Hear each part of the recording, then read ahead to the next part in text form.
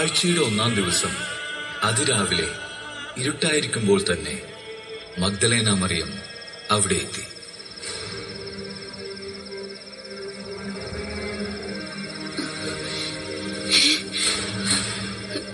കാവൽക്കാരെയും കാണുന്നില്ലല്ലോ.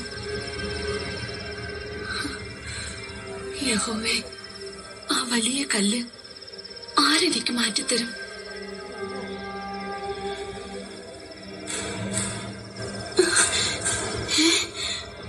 അയ്യോ,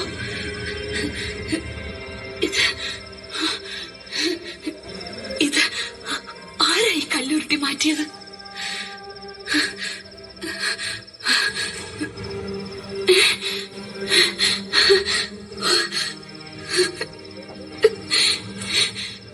എന്റെ കർത്താവ്,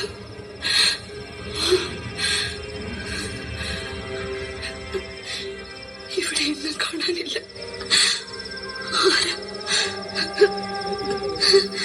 എന്റെ കർത്താവിന്റെ ശരീരം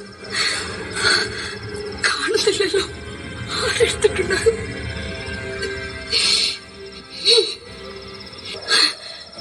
എന്താ ചെയ്യാ?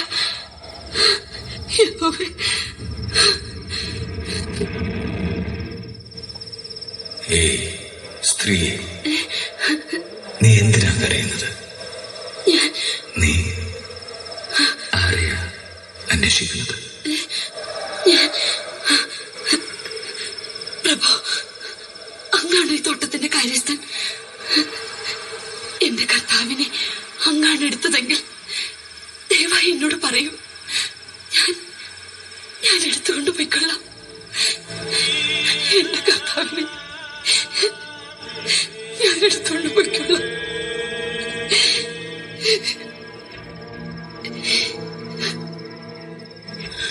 മറിയം, ഭയപ്പെടേണ്ട. ക്രൂശിക്കപ്പെട്ട യേശുവിനെയാണ് നിങ്ങൾ അന്വേഷിക്കുന്നതെന്ന് എനിക്കറിയാം. അവൻ ഇവിടെയില്ല. താൻ അരുളി ചെയ്തതുപോലെ അവൻ ഉയർപ്പിക്കപ്പെട്ടു.